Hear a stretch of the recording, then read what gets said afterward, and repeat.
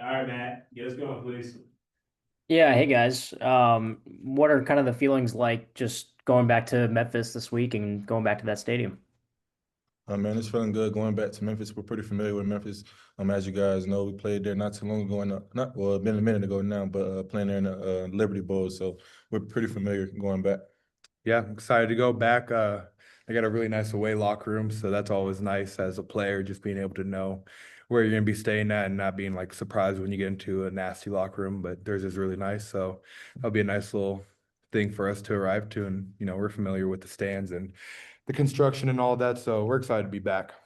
Yeah, I mean, is there any difference of kind of playing in that bowl style? It seems a little bit different. No, I wouldn't say it's different at all. It's still 100 yards and ball is ball. So, the crowd's going to be there. I know the Hog fans are going to be there, so not much is going to change. And for both of you, what do you guys kind of remember about that game? What kind of sticks out? Man, it was super electric. And then playing in Memphis, I didn't know there was a lot of Hawk fans that were going to show up at that game, but since it's so close, it almost feels like a home game as well. So, Yeah, I remember just being there. That was like my first true time being at a bowl game where, it felt like a home game, like Larry said. I mean, I just remember the whole ARB side was completely packed out, and I'm expecting the same thing Saturday. So I'm excited to see all the Hog fans again out there. Yeah, Fernando, for you, just to briefly go back to Ole Miss, I mean, when you guys had that hot start, and then you got put on that 4th and 2, I mean, were you wanting to go for it there? Uh, Not really. I have that's the one where Scott we ended up kicking it, correct? Yeah.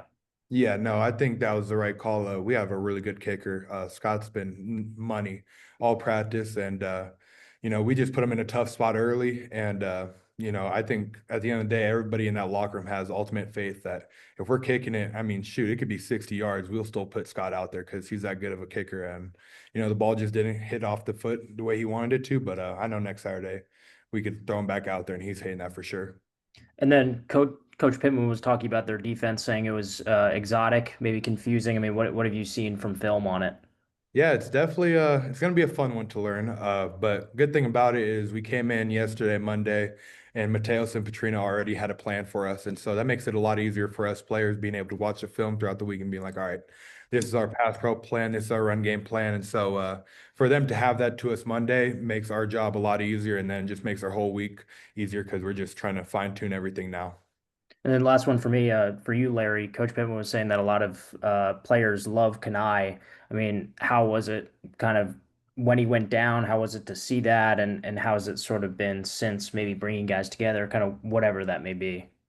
it's always tough, no matter who the brother is. It's definitely tough seeing your brother go down, because play a physical game, you never want to see that at all. But it was definitely good to see him get up. He's doing good as well right now. So. Trey, go ahead.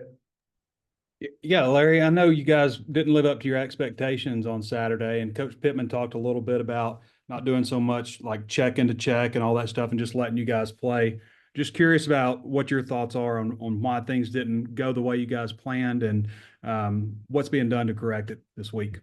This week we're gonna get back to the basics, just communicating and just going out there playing our fast-nosed football that we know. Yeah, Fernando, I kind of the opposite for you. I'm sure there was some confirmation for you guys that you guys are doing right. But I'm sure there are also things that you picked out that maybe that you feel like y'all need to improve on. Just your, I guess, thoughts on the way the offensive line played, and then where the areas that you feel that you can improve moving forward. Yeah, I think we came out firing. Obviously, we didn't get that first drive. We didn't get what we wanted out of it. But then I feel like we played a pretty complete game leading up into that third quarter, and then that's kind of where the drop off came. And we put ourselves in a lot of second and longs, which I felt like we were at a lot last year. And so I think just being able to play a complete game is what we got to focus on now. We know we could score, but it's doing it all game. And our standard is, we're going to be the number one offense in the country, and we're going to score every time we're out there. And we didn't execute that last Saturday, and so we didn't live up to our standard. And so I think we all know what we had to do, and we're back at work today and trying to get it fixed. What's your thoughts on just having Talon back there, and I guess maybe a sense that he could do anything at any time, and also for you, Larry, does that take any pressure off the defense, feeling like you have an offense and a quarterback that can put up a lot of points? Yeah, it's a true blessing. I'm extremely grateful for Talon. He makes the offensive line job really easy because obviously he could scramble. But then a lot of things that people don't see is just kind of his knowledge of the game right now and just the way he commands the game and controls it. Compared to last year, there was times where, offensive line maybe didn't pick up the things that we maybe should have seen, but now Talon's, seen and he's calling it out for us and he's making our jobs a heck of a lot easier because he knows what's going on and he's playing the game inside the game. And so it's a true blessing to have him back there. And he's one of the best quarterbacks in the nation. So, I mean, I have nothing to complain about. Not one of the best. He is the best quarterback in the nation right now. But it definitely makes our job on defense a lot easier too as well. Because you kind of when our offense is putting up a lot of points like that, it kind of puts the opposing team offense in like a panic mode. So when we're putting up points like that, man, it definitely helps us out a lot. Thanks, guys. Tom, go ahead. Y'all don't have to worry about how y'all are looking, man. I mean, look how scruffy some of us are. Look at Biddy's hair. No, Look at your hair, Tom. I know. Hey, Larry, the Memphis offensive attack, good RPO game quarterback. What do you make of what you're going to see on Saturday? Man, they have a great run game. It's not too complex. They don't try to be too complex with their run game. They're super simple with their run game, but what they do, they're very great at what they do. So, we definitely got to stop that run game. What do y'all have to correct the most from last Saturday? Just getting back to the basics, just going out there playing with my guys again, Fernando, the Memphis defense, they play some drop, deep 3 deep, and they'll drop 8 sometimes. What do you make of what they're doing? Yeah, they have a very complex defensive scheme, and they like to move a lot. And so I think, like I said earlier in one of the earlier questions, is we got a really good game plan and we got it early, and that just helps us out as players, just being confident because now we have 5 days to practice this game plan instead of sometimes we maybe get a game plan on Wednesday and we have 3 days to kind of perfect it, but we got 5 days to really lock in and. I feel really good about what we're going to do against them. And yeah, it's complex defense, but we're ready for it. Sam Pittman was telling us last week, it's hard to beat a team that's unbeaten. And that applied to both you guys and Ole Miss last week. But now with Memphis, how scrappy do you feel like these guys are going to be and how tough at home? Fernando? Yeah, no, they're an extremely tough team. I think everybody's respecting the locker room. And they're at home too. Like this is their Super Bowl. And me and Larry have both been in this situation, being that group of 5 school playing, whether it be SEC or, Power 4. It's everything. That's what you have circled on the calendar. That's what you're looking forward to. That's your money game. And so these guys are going to come out fighting. But I think we have a lot of people in the locker room that realize that. And we are an older group. So I think we're going to handle it just fine. And we're going to go out there and play hog ball. And, at the end of the day, we play our game. Nobody can beat us. Your thoughts, Larry? I really just say what Fernando said. We play in the SEC. It don't matter if a team is undefeated, haven't won any games. We got to go out there and play that dog fight no matter what week it is. So we're just looking forward to our next opponent.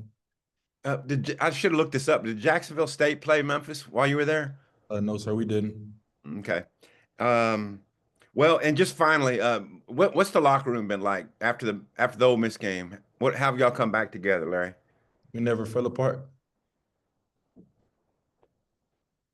Good enough. Fernando, what's the response been on the offensive side of the ball? We're hungry, man. Like I said, our standard was not achieved last Saturday, and so we're just trying to get back to work and achieve that standard this Saturday. Thanks.